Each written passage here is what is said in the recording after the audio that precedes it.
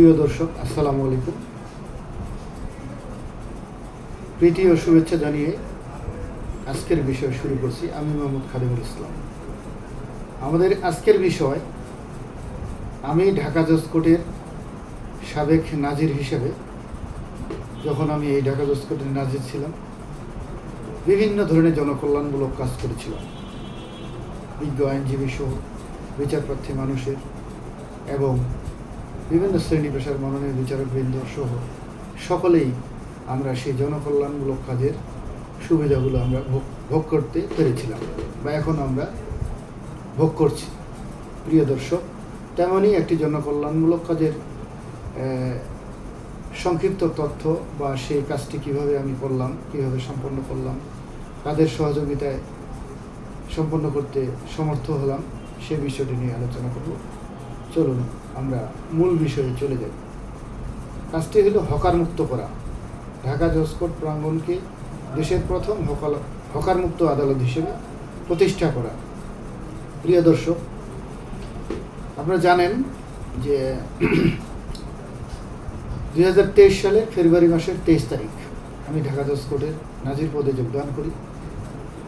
যোগদান করার পর থেকেই আমি যখন এই যে বটতলা, যে বটতলাটা ঐতিহাসিক বটতলা, সেখানে যেতাম, দেখলাম মানুষের ভিড় আর ভিড়, মানুষ চলাফেরা করতে পারছে না।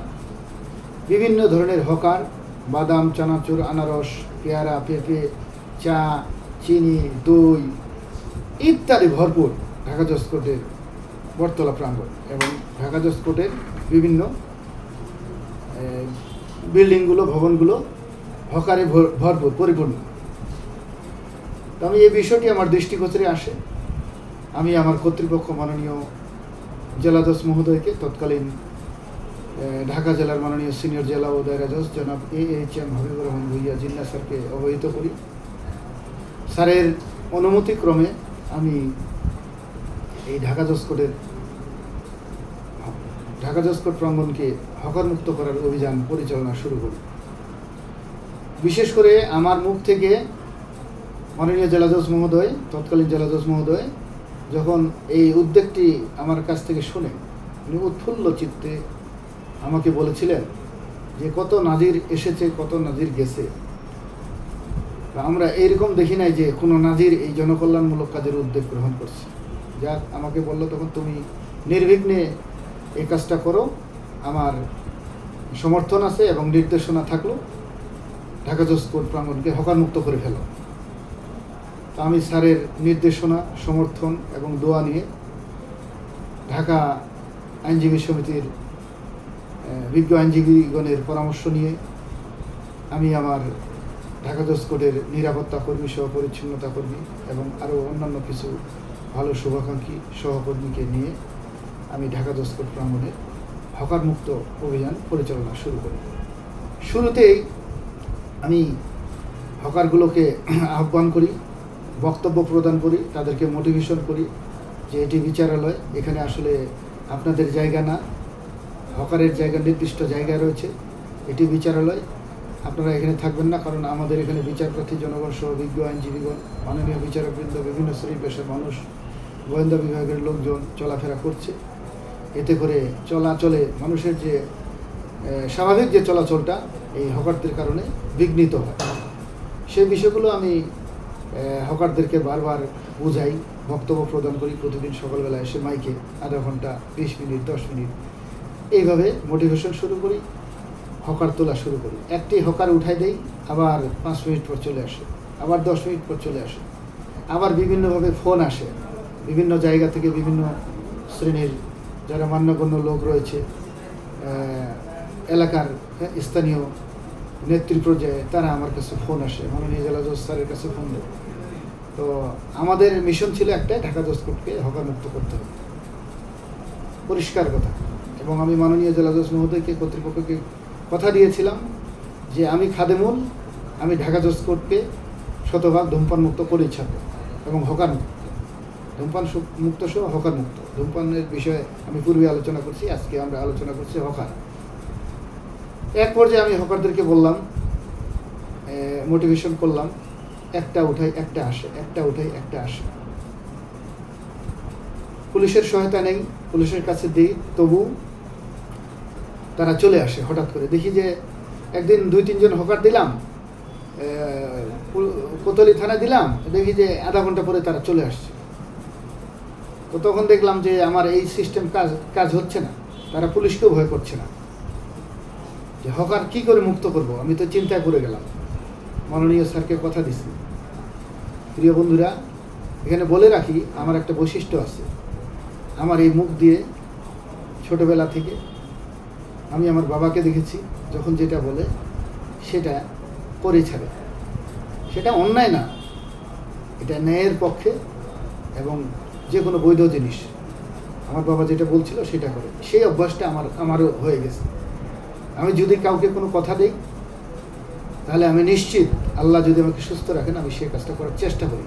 এবং একসময় মহান আল্লাহ তাআলার বিশেষ রহমতে আল্লাহর কাছে আমি প্রার্থনা করি যেন এই কাজে আমি হাত দিলাম, আল্লাহ তুমি এই কাজে আমাকে সফলতা দাও। তা আমি হকার মুক্ত হিমশিম খাচ্ছি, যখন পুলিশকে দিয়েও কাজ হচ্ছে না, তখন আমি একদিন ভোরবেলা তাহাজ্জুদ পড়লাম, ফজরের নামাজ পড়লাম, পরে আল্লাহর কাছে হাত উঠাইলাম, হে আল্লাহ, আমি কর্তৃপক্ষকে কথা দিয়েছি মানুষের কল্যাণে, জনকল্যাণে, বিজ্ঞ আইনজীবীদের কল্যাণে, বিচারপ্রার্থী মানুষের কল্যাণে, সকল শ্রেণী পেশার মানুষের কল্যাণে কাজ করব। ঢাকা জজকোর্টটাকে তুমি যেন আমাকে হকার মুক্ত করার তৌফিক দান করো। আল্লাহ আমার মান সম্মান রাখো, আমি কর্তৃপক্ষকে কথা দিয়েছি। তো আল্লাহ আমার কথা শুনে ফেলল। আমি বলবো না, একটি স্বপ্ন দেখেছি, সেই স্বপ্নের মাধ্যমে আমি আমার যে পদ্ধতিগুলো হকার কীভাবে মুক্ত করব সেগুলো আমি বাস্তবায়ন শুরু করি। প্রথমে শুরু করি, পরবর্তীতে যখন দেখি যে পুলিশের কাছে দিয়েও হকার নির্মূল হচ্ছে না, তখন আমি যে কোনো হকার আসলে তাকে আমি তার মালামাল সহ আমি নেজারাতে নিয়ে আসি। নেজারাতে নিয়ে আসে আমি রাষ্ট্রের স্বার্থে, জনস্বার্থে তার মালটা রেখে আমি তাকে নিয়ে কিছু পরিষ্কার পরিচ্ছন্নতা কাজে বের হই। এতে করে ওই হকার যখনই দেখছে 1-2 ঘন্টা কাজ করতে হয়, তখনই কিন্তু তার ভিতরে একটা প্যানিক সৃষ্টি হলো। কারণ তার তো ব্যবসা আছে, ব্যবসা করতে হবে, ব্যবসা না করতে পারলে তো তার মালামাল পচে যাবে, যাবে। যখন যে হকার কাজ করতে চাইতো না, আমি কম্পালসারি তাকে বাধ্য করতাম কাজ করাইতে। কারণ কেন করতাম? যেন আর জীবনে সেই ঢাকা জজকোর্টে না আসে। কারণ এর পরবর্তীতে ঢাকা জজকোর্টে আসলে ও জানে যে আমাকে 2 ঘন্টা কাজ করতে হবে। তাই এই 2 ঘন্টা যদি আমি ব্যবসা করি, তাহলে তো আমার অনেক ইনকাম হবে। সে তো তার ইনকামটা লস হয়ে যাক, এটা তো সে চাবে না। এই জন্য 1-2টা ধরি, এই 1-2 ঘন্টা কাজ করাই, ফ্রি মালটা নেজারাতে রেখে দিই, যাওয়ার সময় তাকে মাল সহ বোঝাই দিই। এতে করে তার আর পুলিশের কাছে যেতে হলো না, নিরাপদে থাকলো, বিপদে পড়লো না, সেও ভালো থাকলো, তার ব্যবসা ভালো থাকলো, এবং আমার ঢাকা জজকোর্ট ধূমপান হকার মুক্ত হলো। সে আর আসতেছে না, সে চলে যাচ্ছে। যারা এরকম আসে তাদেরকে 1-2 ঘন্টা কাজ করে তাদেরকে আমি ছেড়ে দিই। আর আমার কাছে এটাও রিপোর্ট আসছে যে যখন আমি 2-1 পুলিশে দেওয়া শুরু করলাম, সেখানে কিছু অর্থ লেনদেন হওয়া শুরু হয়ে গেছে। তো দুঃখজনক কথা, অনেক হকারের কাছে অনেকে অনেকভাবে পয়সা নিয়ে নিচ্ছে। তো আমি এই বিষয়গুলো দেখে তখন আর কাউকে দেই না, পুলিশকেও দেই না, কারো হাতেও দেই না। আমি আমার নিয়ন্ত্রণে রাখি, এইভাবে কাজ করাই।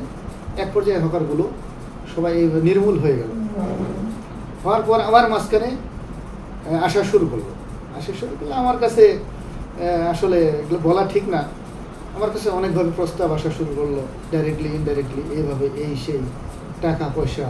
হ্যাঁ, আমি তখন তাদেরকে একটাই কথা বললাম, এই টাকা পয়সা আপনারা ব্যবসা করেন, এবং এই টাকা পয়সা আমি খাদেমুল, আমার বাড়ি ঠাকুরগা, আমার বাবা একজন নিরীহ মানুষ, সৎ মানুষ। আমি আমার পিতার সততা দেখেছি, মায়ের সততা দেখেছি।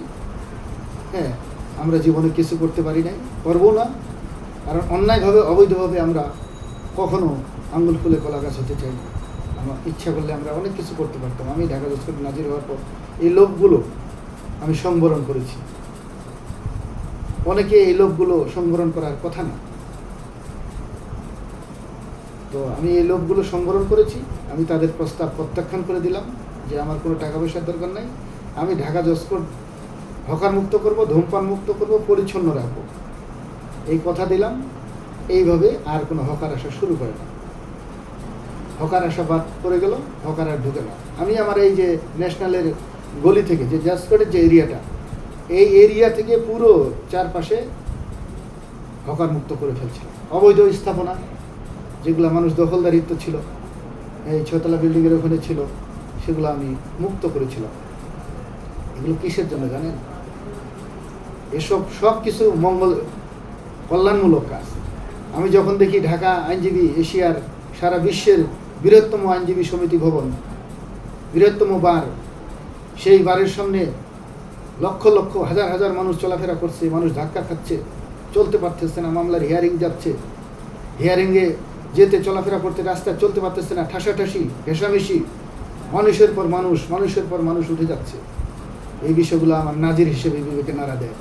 একজন নাজির একটা প্রতিষ্ঠানের, আমি এক প্রকার ম্যানেজার বলা যায়, যে এই ম্যানেজার যদি না দেখে যে কোথায় কি হচ্ছে, নিরাপত্তা শৃঙ্খলা, গাড়ি যাতায়াত চলাচল পরিস্থিতি, এগুলো নাজিরের কাজ। মূলত জেলা জজের পক্ষে নাজির এসব কাজগুলো করে থাকে। তো আমি মানুষকে স্বস্তি দিয়েছিলাম, মানুষের স্বস্তির জন্য।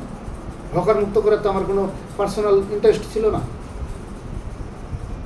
I was no public interest. এই হকার মুক্ত করা মানুষের জনকল্যাণমূলক স্বার্থ ছিল, বিজ্ঞ আইনজীবীদের স্বার্থ ছিল। আমি হকার মুক্ত করে বিজ্ঞ আইনজীবীরা নির্বিঘ্নে স্বাচ্ছন্দ্যে চলাফেরা এখন কোর্টে যাতায়াত করতে পারত, এখনও পারে। ঢাকা জজ কোর্টের বটতলাটা এখানে শোষ হকার ছিল। আমি তো মানুষের জন্য কাজ করেছি, আমি তো বিচারপ্রার্থী মানুষের জন্য কাজ করেছি, বিজ্ঞ আইনজীবীদের জন্য কাজ করেছি। রেকর্ড রুমের পাশে হকারগুলো, এগুলো আমি ক্লিয়ার করেছিলাম, এখন আবার এসে বসে গেছি। এগুলো কেন? এগুলো তো আমার পার্সোনাল ইন্টারেস্ট ছিল না, এগুলো তো কল্যাণমূলক ইন্টারেস্ট। এটা রেকর্ড রুম, এটা ঐতিহাসিক রেকর্ড রুম রাজধানীর। এখানে ভাওয়াল রাজার জোতের মামলার রেকর্ড আছে। 1857 সালের আপনার সিপাহী বিদ্রোহের মামলার রেকর্ড আছে। পলাশী যুদ্ধ সংক্রান্ত এগুলা অনেক কিছু এখানে রেকর্ড আছে। আগের নবাব, ঢাকার নবাবদের অনেক রেকর্ড আছে। অত্যন্ত সেন্সিটিভ একটা বিশ্বের অন্যতম একটা স্থাপনা, হেরিটেজ বলা যায়। আমি নাজির হিসেবে আমার মাথায় এগুলো নাড়া দিয়েছিল, বিবেক নাড়া দিয়েছিল। এখানে কেন আসে? পাশে আমরা চায়ের দোকান রাখবো, হকার রাখবো, আমাদের পর্যাপ্ত পরিমাণে এই যে ন্যাশনালের পাশে স্টার, তারপর ঘরোয়া, এই পাশে বারের পাশে পর্যাপ্ত পরিমাণে হোটেল, রেস্টুরেন্ট, এগুলো থাকলে তো যথেষ্ট। দ্যাট মিনস তারপর আমাদের নির্ধারিত কিছু দোকানপাট রয়েছে, এগুলো বাইরে কেন হকার থাকবে? রাস্তায় কেন হকার থাকবে? কেউ তো সমর্থন করে নাই। আমি যখন হকার মুক্ত করি, কেউ আমাকে বলার সাহস পায় নাই। 2-1 জন বলছে, আমি স্যার ডিনাই করে দিয়েছি যে চলবে না। শক্ত হাতে দমন করেছি, শক্ত অবস্থানে ছিলাম। আমি আমার জায়গায় অনড় ছিলাম, কারণ অনৈতিক প্রস্তাবে আমি সাড়া দেই নাই। আমি ঢাকা জজ কোর্টে ডিক্লারেশন দিয়েছি, আমি আজ পর্যন্ত কোনো বিজ্ঞ আইনজীবীর কাছে কোনো ডিমান্ড করি নাই, এবং আমি সেরকম আমি এখানকার নেজারতের লক্ষ লক্ষ সমন জারি করেছি খুব দ্রুত গতিতে। নাজির যখন ছিলাম কর্তৃপক্ষের নির্দেশে প্রচুর কাজ করেছি, গাছগাছালি লাগিয়েছি।